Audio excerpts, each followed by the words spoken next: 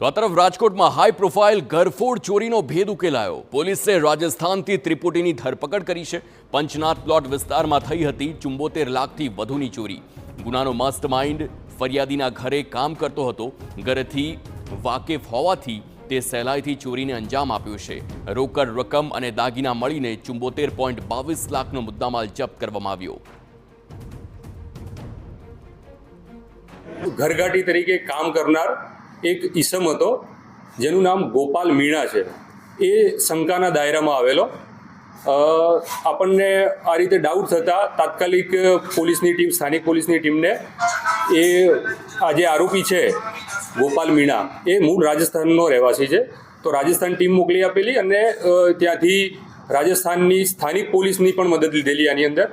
અને રાજસ્થાનની સ્થાનિક પોલીસ અને આપણી પોલીસ બંનેની મદદથી આ ગોપાલને શોધી કાઢવામાં આવેલો.